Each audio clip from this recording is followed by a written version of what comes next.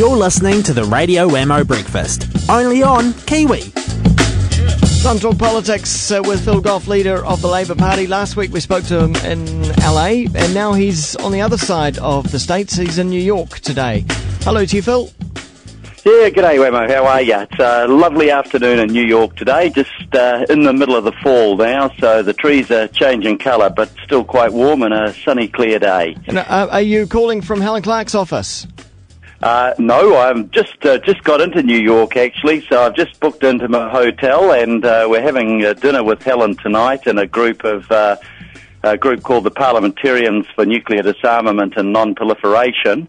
And first thing tomorrow morning, I get an appointment to see Ban Ki-moon, and then we're seeing Helen formally later in the day. And tonight we've got the ambassador in New York to the United Nations has organised a working dinner with a series of ambassadors from different parts of the world. So it's going to be a busy day and a half here in New York. Gosh, yes, it does sound all rather exciting. All very important people that you're meeting there. I hear you've also been very busy in Washington. Washington was good actually. I was working really representing New Zealand rather than the opposition or anything else here. Washington was about promoting trade prospects for the WTO and for the what's called the Trans-Pacific Partnership, which will involve a free trade agreement between New Zealand and the United States.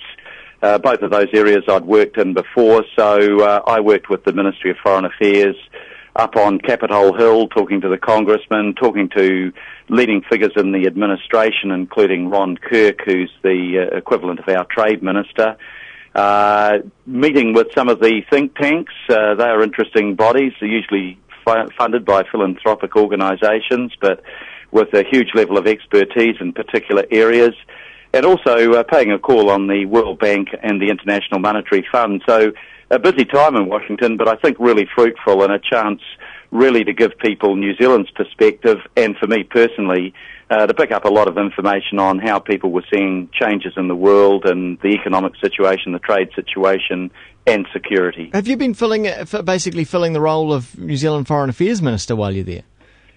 Well, I've been working in a complementary way to Murray McCully and Tim Grosser. I think that when you're out of the country, you try whenever you can to be bipartisan, to promote your country's interests. Certainly not my role to go around the world undermining our government. I look at what the values that we have in common and the objectives we have in common, and try to work on behalf of the country as a whole, actually. And trade is an area traditionally where we've been bipartisan.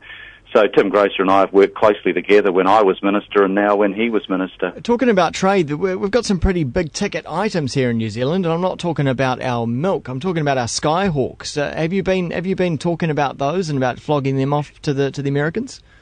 Yeah, I had discussions on that with the State Department, and the State Department confirmed with me what they had when I was minister. They will approve the sale, and Defence will approve the sale as soon as our preferred contractor has raised the funds to close the contract that he has for training United States fighter pilots. So the will on the part of the government is there to approve. All foreign military sales have to be approved. It's now just up to the Tactical Air Services, who is the private company actually buying the planes, to make sure that they've signed off the contract with the Department of Defence for the training. And for that, they need to have their funding lined up in order to complete the purchase. I'm amazed that the original buyers, who were looking at them a number of years ago now, still want them, and two, still have the money to buy them.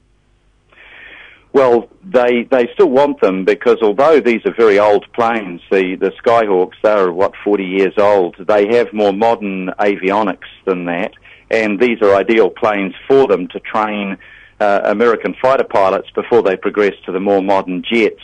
The Aramaki are a more modern jet aircraft, and there hasn't been a huge problem about that, but there was an internal problem in the United States between the government and the contractor wanting to import the planes. That appears now to have been sorted out.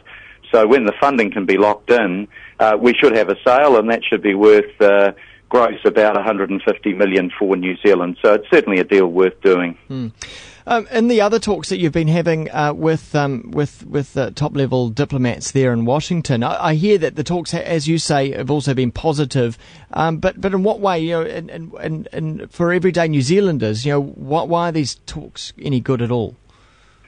Well, I think on the part of the State Department, with the Assistant Secretary of State, a guy called Kurt Campbell, he knows New Zealand well. He's very positive about New Zealand. He turned up at the first night of the conference. He had positive things to say about the relationship. I met with him privately. Was very impressed with him. Met also with the Deputy Secretary of State, a guy called Jim Steinberg, who's deputy to Hillary Clinton. I think the difficulty with the trading situation at the moment, however, is that the Democrat administration still has to work out what its trade policy will be. Ron Kirk, I found personally very supportive. He's the trade minister, what they call the United States Trade Representative. He was keen to move forward both in Doha and with New Zealand, but the administration has yet to state its formal policy, and that's put everything on hold for the last 9 months. We're hoping with the positive views that exist in key areas of state and trade, that those trade negotiations will both move forward, and both of those will be very valuable to New Zealand. On the defence side, I think the relationship has continued to improve. They're doing a defence review at the moment. The Assistant Secretary I met in the Pentagon was positive about that moving forward the relationship. And I said in my speech at the conference, it's important to have a good relationship with the United States, but that doesn't mean giving away our right as an independent and sovereign country to reach our own views according to our own values. But having cooperation with the United States where we share values makes absolute sense, and I was keen to continue to promote that. Well, when you're overseas like that, especially in the States, are you aware that New Zealand has a bit of a profile problem? That there was an interesting article in the Sunday Star Times just yesterday from Rod Oram, who's gone through and looked at some of the stories that have been reported around the world over the last sort of 5 years or so. Most of those stories either relate to something silly, like someone wearing a crazy hat in New Zealand, or they are negative, like the recent New York Times article about the sustainability of the hoki fishery here in New Zealand. It does seem like we have a profile image or a profile problem in actually getting positive stories to the rest of the world. Yeah, well, I suppose that was one of the things that led the Prime Minister to agree to do the Letterman show to, even with the risk that they'd poke a bit of fun at New Zealand. It was a long way away. It was kind of quaint. It was a bit old-fashioned. When you're 4.3 million people, the city that I'm in at the moment, we'd fit the whole of our country's population would fit more than 3 times into this city, and there'd be more Americans left over by comparison. So we are small, but that's not to say that in the key circles of decision-making in government, that New Zealand as a country is not well regarded. We are, over history, we had a big say in the setting up of the United Nations. We made huge sacrifices in 2 world wars.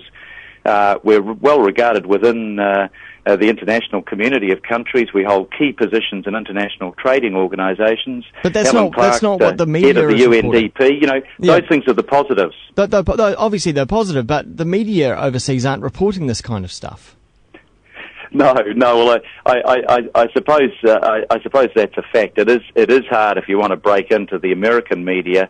In fact, it's hard for almost anything international unless the Americans are intimately involved with it, like the Afghan war, to get the attention of the American media. If you're on the East Coast here, you regard international affairs as what happens, over on the West Coast of the United States and California.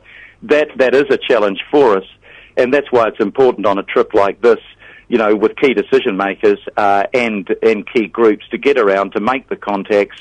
To explain what New Zealand is doing and to push our case for, what we'd like to see happen as outcomes to many of the things that are going on around the world in trade and security and other areas. All right, Phil, we'll send our best wishes to Helen and just let her know that any time she wants to chat, she can just give me a call. That's fine. I'll say Wammo is just waiting for you to come by and tell the station what she's up to. No, it'd be good to catch up with her tonight, and good to meet with her formally tomorrow, just get a briefing on what's happening in the development programs. Ban Ki-moon is an old friend of mine from the days when we were both foreign ministers, so looking forward to meeting up with him as well. All right, Phil Goff, all the best over there. We'll catch you back here in New Zealand. Thanks a lot, Wammo. Cheers. See you later.